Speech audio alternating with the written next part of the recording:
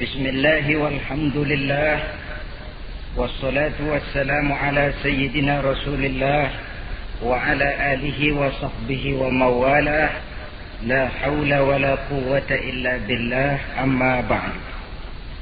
Saudara-saudara kaum muslimin rahimakumullah. Suatu hari ketika baginda Rasul masuk ke dalam masjid, didapatinya seorang sahabat tengah khusyuk bertafakur di dalam masjid. Sahabat itu bernama Abi Dzar Al-Ghifari. Dihampiri beliau oleh baginda Rasul, kemudian ditanya, "Hai Abi Dzar, begitu khusyuk dan tafakur engkau di dalam masjid, gerangan apa permohonanmu kepada Allah di tempat yang suci ini?" Abi Dzar menjawab, "Maafkan saya ya Rasul. Saya dari tadi di masjid di sini ini bukan berdoa. Lalu wirid juga tidak. Iktikaf ya setengah iktikaf. Habis kenapa kamu di sini?" "Saya menghindar orang ya Rasul." "Menghindar orang kenapa?" "Terlalu banyak datang orang ke rumah saya nagih utang. Saya jadi bingung mau pergi kemana. Akhirnya saya pikir tempat yang netral, yang kira-kira orang nggak datang lagi, ya ke masjid di sini. Maka saya lalu ngetem di sini. Model ke masjid bukannya wirid, zikir, takut diuber-uber utang." Baginda Rasul senyum, lalu beliau berkata, "Hai Abi Dzar, maukah engkau aku ajarkan satu doa yang kalau kamu amalkan Allah akan bebaskan hatimu dari perasaan dililit hutang." Bukan dibebasin hutangnya, dibebasin dari perasaan dililit oleh hutang. Kalau ada doa yang kalau dibaca hutang jadi lunas ya enak. Jadi ini jangan keliru saudara-saudara. Kalau diamalkan hati bebas dari perasaan dililit oleh hutang. Mau ya Rasul? Lalu diajarkanlah doa itu, Allahumma inni a'udzubika minal hammi wal hazan wa minal ajzi wal kasal wa minal jubni wal bukhl wa min ghalabatid dain wa qahrir rijal. Ma'asyiral muslimin rahimakumullah. Banyak di antara kita yang kalau diajarkan satu doa lalu tidak mengukur diri antara doa itu dengan pribadi kita. Padahal syarat di antara kabulnya doa sejak dari adab berdoa sudah diajarkan. Berdoa itu yang baik, bersih tempatnya, bersih pakaiannya, menghadap ke arah kiblat, menengadahkan kedua belah tangan, dengan khusyuk dan tawadhu, dengan serius dan penuh keyakinan bahwa doa akan dikabulkan oleh Allah. Sebab Allah dalam hadis qudsi menyatakan, "Ana inda zanni abdi bi." Aku sih, kata Allah, bagaimana sangka hambaku kepadaku saja. Kalau dia sangka baik, aku baik. Kalau dia sangka tidak baik, aku juga tidak baik. Bagaimana sangka hambaku? Jadi kalau kita berdoa sementara hati kita dalam batin ngomong, jangan-jangan doa gua nggak diterima nih. Enggak. Kenapa? Hatinya sudah begitu. Innallaha la yaqbalu du'aan min qalbin ghafilin lahin. Allah tidak akan menerima doa dari hati yang lalai terhadap doa yang dibacanya itu. Nah, di antara yang terpenting menyesuaikan doa dengan keadaan pribadi. Jadi kalau kita kerja gajinya 1 bulan 1.000, ya wajarlah berdoa minta rezeki 1.500. Wajar namanya. Yang 1.000 sudah ada modal kerja kita, yang 500 kita minta doa kepada Allah. Saudara hadirin, begitu juga doa yang diajarkan oleh baginda Nabi kepada Abi Dzar. Ini hakikatnya mengajarkan kita manusia untuk menjauhi penyakit rohani. Doa ini mengajarkan 8 macam penyakit rohani yang menjadi dinding antara kita dengan Allah. Dan penyakit rohani ini lebih bahaya daripada penyakit jasmani.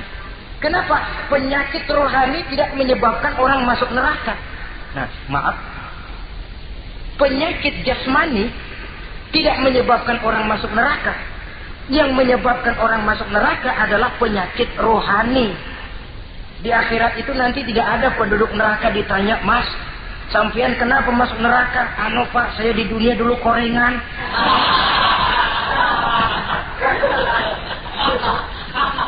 Itu korengan, liver, ginjal, darah tinggi, jantung, paru-paru basah, bengek, ampem. Penyakit-penyakit jasmani itu tidak menyebabkan orang masuk neraka. Yang menyebabkan orang masuk neraka penyakit rohani. Apa namanya? Sombong, hasud, dengki, ujub, ria, merasa diri lebih hebat dari yang lain, tidak ikhlas. Itu penyakit-penyakit rohani. Maka di dalam doa yang diajarkan kepada Abi Dzar dan hakikatnya diajarkan kepada kita semua, Nabi menjelaskan 8 penyakit rohani. Saya sampaikan ini pada pertemuan kali ini karena sekarang penyakit rohani jarang mendapat perhatian. Sedangkan penyakit jasmani, anak kita pilek dikit pun sudah berangkat kita ke dokter spesialis anak. Kita pusing sedikit pun sudah berangkat kita ke dokter. Tapi rohani kita menjerit, batin kita menangis. Kadang-kadang kita pura-pura tidak tahu. Apa penyakit rohani yang ada dalam doa ini? Pertama, a'udzubika minal ham. Aku berlindung kepadamu ya Allah daripada sifat ragu-ragu. Sifat ragu-ragu penyakit batin. Apa yang bisa dikerjakan oleh orang yang selalu ragu-ragu? Bahwa sebelum bekerja harus menimbang, itu perlu. Tapi kalau cuma tiap hari menimbang, kapan memutuskan? Orang sudah kemana-mana, kita masih main timbangan. Maka orang yang ragu-ragu hakikatnya orang yang sudah mengubur sebelah kakinya sebelum berangkat. Ya. Iya, tapi kalau kita nanti jadi salah kan lebih baik nggak usah berbuat. Keliru. Salah karena berbuat lebih baik daripada tidak pernah salah karena tidak pernah berbuat. Saudara salah tapi berbuat masih lebih baik daripada tidak pernah salah karena tidak pernah berbuat. Saudara baca Quran salah lebih baik daripada nggak pernah salah karena nggak pernah baca Quran. Gua nggak pernah salah dong baca Quran. Bacanya kapan? Nggak pernah. Ya paham tuh. Oh nggak pernah baca, kapan mau salah? Saudara hadirin yang saya muliakan, dan orang sering bilang, kegagalan pada hakikatnya adalah keberhasilan yang tertunda. Jadi kalau kita gagal hari ini, besok kita harapkan tidak akan gagal. Gagal besok masih ada hari lusa. Bagaimanapun usaha, kemauan adalah processing. Apalagi usaha untuk memperoleh sesuatu yang bernilai tinggi, bermutu mulia, panjang jalannya, banyak akibatnya, besar godaannya. Processing untuk mencapai sesuatu yang mulia itu prosesnya tidak sekali jadi kayak orang makan cabai. Itu hari dikeletak, itu hari terasa pedesnya. Untuk mencapai sesuatu yang mulia, panjang jalannya, banyak akibatnya, besar godaannya. Tapi bangunan bagaimanapun tingginya harus dimulai dari pondasi pertama. Cita-cita bagaimanapun luhurnya harus dimulai dari langkah pertama yang walaupun kelihatannya sepele, tapi sudah merupakan pondasi ke arah yang lebih tinggi. Kadang-kadang kita ini kan inginnya yang serba cepat, seolah-olah sesuatu yang mulia itu bisa datang lewat proses simsalabim, abracadabra. Lalu yang kita mau terwujud di depan kita alangkah mudahnya. Dan dari kegagalan-kegagalan akan lahir pengalaman. Dan pengalaman, kata orang Kulon, experience is the best teacher. Pengalaman adalah guru yang paling bijaksana. Kalau adik kita jalan di tempat licin, jatuh, besok dia lewat situ lagi, gak usah dipesen juga dia pasti hati-hati.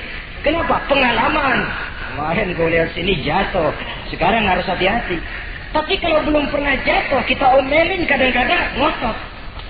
Khawatir banget, sebelum juga jatuh, ngomel melulu gitu ya. Tapi satu kali dia jatuh, dia sendiri akan hati-hati. Begitu kegagalan yang kita temukan dalam hidup merupakan nasihat bahwa seorang muslim tidak mungkin jatuh di tempat yang sama 2 kali berturut-turut. Kemarin lewat di situ jatuh lagi, sekarang lewat di situ lagi jatuh lagi, emang goblok dah. Bisa jatuh 2 kali di tempat yang sama kan namanya tidak mengambil pelajaran dari apa yang sudah dia temui. Jadi saudara hadirin, terutama adik-adik remaja, masa depan kalian itu merupakan harapan dari semuanya. Kami yang tua terlalu banyak berharap dari kalian. Sementara hari depan kalian lihat sendirilah. Persaingan hidup makin tajam. Tensi ekonomi makin tinggi. Jumlah angkatan tenaga kerja yang masuk tidak jauh dari seimbang dengan lapangan kerja yang bisa disiapkan. Kalau kita dihambat oleh penyakit ragu-ragu, orang lain sudah berbuat dan kita masih menonton, boleh sangat jadi nantinya kita akan terpojok di sudut-sudut kehidupan untuk lebih banyak jadi penonton daripada jadi pemain. Lebih sering menjadi objek daripada menjadi subjek. Istilah Arabnya lebih sering menjadi maf'ul daripada menjadi fa'il. Namanya juga orang nonton, soknya kan kayak lebih pintar dari yang main. Wajar orang nonton bola ngomel melulu.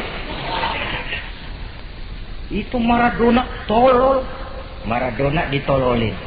Ajat sederajat goblok, ajat digoblokin.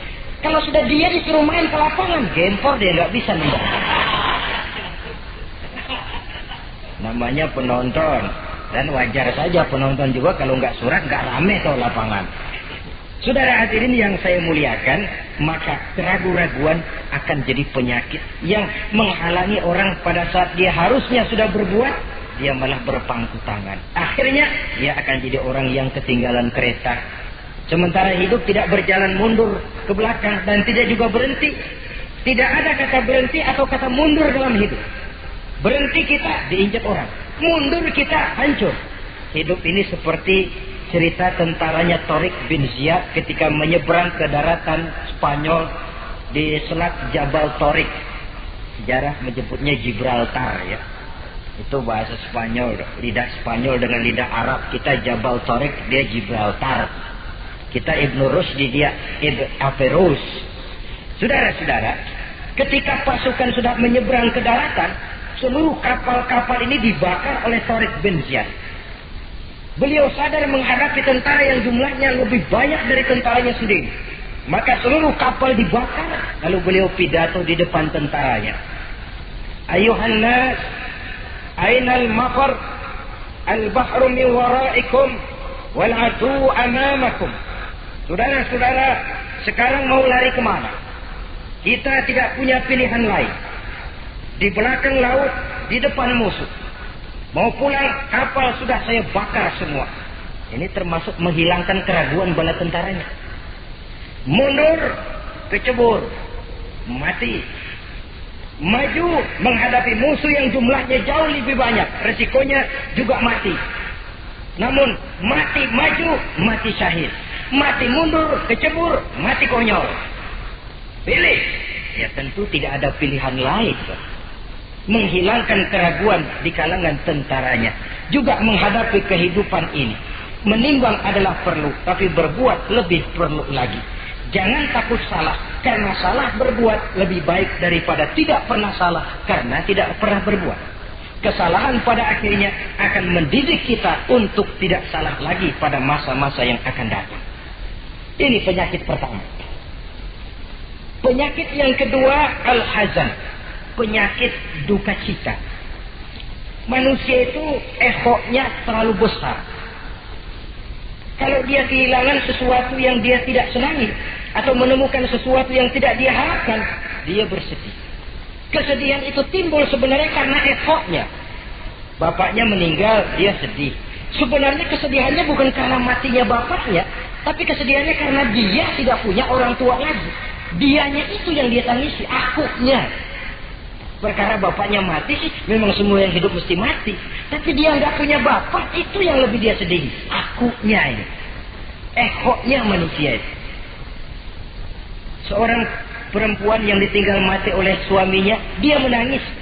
Bukan karena suaminya yang mati, tapi karena dirinya tidak bersuami. Dirinya yang lebih banyak dia tangisi. Ehonya itu yang lebih banyak bicara. Oleh karena itu agama mengajarkan, kata Nabi, ahbib habibaka haunan ma asa ayyakuna baghidaka yawman ma wa abghid baghidaka haunan ma asa ayyakuna habibaka yawman ma. Cintailah apa yang kamu cintai sekedarnya saja. Sebab sangat boleh jadi yang sekarang kamu paling cinta, besok jadi yang paling kamu benci. Tapi bencilah apa yang kamu benci sekedarnya saja. Sebab boleh jadi yang hari ini paling kamu benci, besok akan kamu paling cintai. Saudara-saudara kaum muslimin, maka cintailah harta, cintailah kedudukan, cintailah harta benda, cintailah anak dan istri sekedarnya saja. Sehingga tidak berurat dan berakar. Sebab kalau dia sampai berurat dan berakar di hati ini, nanti ketika datang saat berpisah, kita seakan tidak mau menghadapi kenyataan. Kita seakan ingin lari dari kenyataan. Tetapi kalau bersifat ala kadarnya, seluruhnya sudah diperhitungkan. Oleh karena itu, untuk mengatasi sifat duka cita ini, kuncinya adalah iman. Siapa sih orang yang tidak pernah sedih dalam hidup ini? Tapi siapa orang yang tidak pernah senang dalam hidup ini? Tidak ada orang yang senang terus dan tidak ada orang yang sedih terus. Dia berganti. Bahkan itulah yang bikin hidup ini nikmat. Coba kalau hidup ini isinya ketawa saja, monoton. Sebaliknya kalau hidup isinya cuma nangis saja, bagaimana rasanya? Tapi ada senyum, ada tangis, ada duka, ada suka. Itulah bumbu daripada kehidupan. Cuma tentu saja saudara-saudara, duka cita yang pada gilirannya akan membawa kebahagiaan, itu yang harus berani kita hadapi. Tapi duka cita yang tidak beralasan, itu yang jadi penyakit. Kaya, sedih, takut miskin. Itu kan tidak beralasan. Sudah punya jabatan, takut merosot, takut pensiun. Dengar mau ada mutasi, gerusak-gerusuk. Kan itu yang tidak beralasan. Duka cita semacam itu tidak beralasan. Karena tidak sadar bahwa pada awalnya itu pun tidak dia miliki. Kalau duka cita itu akan membawa kebahagiaan, tidak perlu kita takuti. Satu contoh. Kalau di depan saudara saya sodorkan 2 gelas, yang satu isinya jamu, yang satu sirup. Kira-kira saudara minum jamu apa sirup? Jamu apa sirup? Orang yang berpikir panjang saya yakin pasti minum jamu. Pahit memang, getir memang waktu minum. Tapi besok badan sehat, tenaga kuat, gairah kerja ada, semangat hidup tumbuh. Ini orang Islam, orang yang berpikir jauh ke depan. Ke depan kemana? Dia tidak cuma mikir dunia. Dia mikir kubur, alam kubur. Dia mikir akhirat. Maka dia berani minum jamu. Apa jamu itu? Puasa, jamu. Pahit. Emang enak banget puasa. Setengah mati. Sembahyang, jamu. Pahit. Sedekah, jamu. Pahit. Sekarang. Tapi besok kita pulang ke alam kubur. Ya Allah, nikmat alam kubur. Untung kemarin waktu di dunia minum jamu. Waktu di dunia sembahyang, kuburan terasa nikmat. Waktu di dunia sedekah, kuburan dipakein AC. Padahal cuma goceng sedekahnya. Adapun orang yang di luar Islam, dia berpikir pendek. Yang dia lihat cuma yang di depan hidungnya saja. Dia nggak mikirin alam kubur, dia nggak mikir akhirat, yang dia pikirin cuma dunia aja. Kenapa gue mesti minum jamu pahit? Sirup nih, manis. Dia minum sirup. Manis memang waktu minum. Tapi besok, bibir mancung, bengkak, sariawan itu. Saudara-saudara, sholat, sirup, tidak sholat, sirup, manis. Orang-orang puasa, dia tidak puasa, sirup, manis. Bakhil, pelit, sirup, manis. Apain sedekah? Ya tumpuk aja tuh harta dah, jangan disedekahin. Sirup, manis memang. Besok dia pulang ke alam kubur, baru terasa bibirnya pada bengkak. Baru timbul, gua nyesel banget minum sirup kemarin. Jadi saya katakan kuncinya adalah iman. Berangkat dari surah Ali Imran ayat 139. Allah berpesan, wala tahinu wala tahzanu wa antumul a'launa in kuntum mu'minin. Kamu tidak perlu gundah gulana. Kamu tidak perlu duka cita dan sedih hati. Kamu sesungguhnya adalah tinggi jikalau kamu benar-benar beriman. Jadi dengan iman, duka cita yang tidak beralasan tidak perlu ada. Karena sifat duka cita yang tidak beralasan merupakan penyakit rohani yang menjadi penghambat agar orang tidak memperoleh kemajuan apapun dalam kehidupannya. 2. Penyakit rohani yang ketiga, saudara-saudara, al-ajzu. Penyakit lemah. Nabi menyatakan, al-mu'minul qawiyyu ahabbu ilallahi minal mu'minid dha'if. Orang mukmin yang kuat lebih dicintai Allah daripada orang mukmin yang lemah. Sifat lemah tidak disukai oleh agama dan merupakan penyakit batin. Bukan lemah lembut, lemah. Lemah apa? Nah, segala lemah. Lemah ekonomi. Agama mengajarkan kadal fakru ayyakuna kufran. Kemiskinan bisa membawa orang kepada kekufuran. Apalagi lemah pendidikan, dalam arti terbelakang, ketinggalan oleh orang-orang lain. Dan yang paling celaka, lemah iman. Saudara-saudara hadirin yang saya muliakan, imannya lemah. Tidak punya ghirah, tidak punya rasa cemburu terhadap agamanya. Kalau anak gadisnya diusik orang, marahnya 7 lapis langit. Kalau keluarganya diusik orang, bukan main. Ngundang orang lain, menyerbu. Itu orang yang coba-coba musik. Tapi agamanya dihina orang. Agamanya diinjak-injak orang. Sedikit pun dia tidak punya rasa cemburu. Sedikit pun tidak ada rasa sedih. Agama saya ini mau dibawa kemana? Islam ini mau dikubur kemana? Lemah iman semacam itu yang kita rasakan sekarang. Sekarang ini orang marah kalau hartanya diusik. Orang marah kalau anak istrinya diusik. Orang marah kalau temannya diganggu. Tapi giliran agamanya diganggu, agamanya diusik, agamanya dihina. Tenang-tenang saja, bah. Tidak ada itu gairah. Tidak ada itu rasa cemburu terhadap agama. Kaum muslimin yang saya muliakan, lemah iman semacam ini yang sangat membahayakan untuk kelangsungan kehidupan beragama. Di zaman Khalifah Umar bin Abdul Aziz, dalam satu pertempuran melawan orang-orang kafir, tentaranya mengalami kekalahan. Karena kalah, banyak yang ditahan jadi tawanan orang kafir, termasuk 3 orang ofisir setingkat komandan dan beberapa puluh prajurit ditahan di negara kafir ini. Terhadap tahanan-tahanan Islam ini, Raja Kafir musyawarah sama para menterinya, terutama Perdana Menteri. Tuan Perdana Menteri, kata Raja Kafir, bagaimana? Ini tahanan-tahanan Islam yang enak kita apain? Ya terserah Tuan Raja. Kita bunuh saja supaya habis urusan. Ya terserah Tuan Raja. Tapi saya pikir-pikir, soal bunuh sih gampang.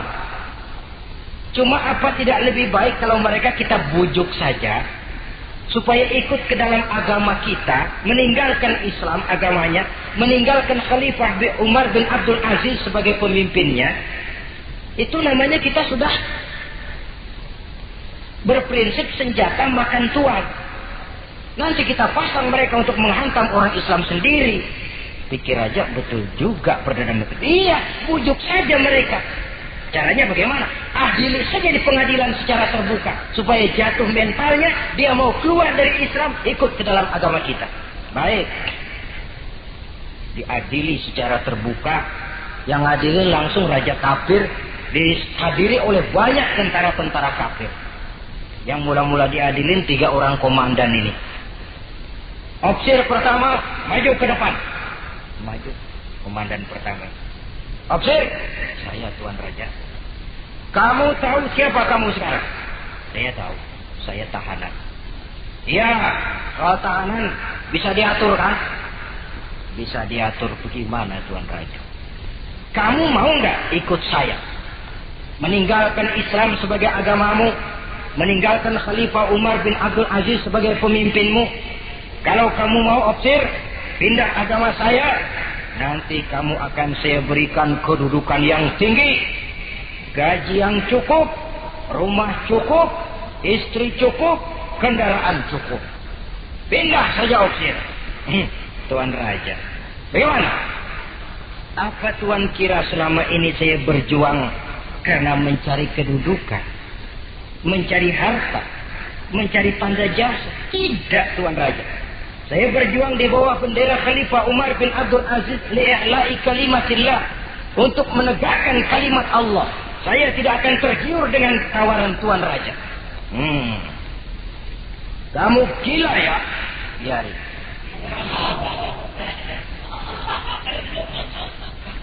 Kamu berani dari kemarin. Opsir. Kalau kamu tetap dengan pendirian kamu, kamu akan saya bunuh. Silahkan Tuan Raja. Lebih baik nyawa terpisah dari badan, asal iman jangan berpisah dari hati. Gila ini. Biarin. Bunuh. Datang Al-Fujur, dipancung kepalanya, putus lehernya dengan badannya pisah. Jatuh kepala itu ngegelinting ke bawah, muter kepala itu kayak orang tua sambil ngaji baca Quran. Tinggal kepalanya saja, bisa dengan badan masih sempat ngaji. Sampai Raja Kafir bingung, minggir, ini ada kepala ngaji. Ayatnya yang dia baca, ya ayyatuhan nafsul mutmainnah, irji'i ila rabbiki radiyatan mardiyah. Wahai jiwa yang tenang, kembalilah kamu menghadap Allah dengan ridha dan diridhoi. Engkau gugur sebagai syahid, tidak tergiur oleh bujukan harta, tahta dan kedudukan. Niatmu ikhlas karena Allah, kembalilah menghadap Allah dengan ridha dan diridhoi. Wadkhuli fi ibadi wadkhuli jannati, masuklah ke dalam golongan hamba-hambaku, masuklah ke dalam surgaku. Di penghujung ayat, matanya tertutup dengan rapat, bibirnya senyum menghadap Allah, gugur sebagai syahid. Raja Kafir geleng kepala, dasar santri gila, sudah mau mati masih ngaji.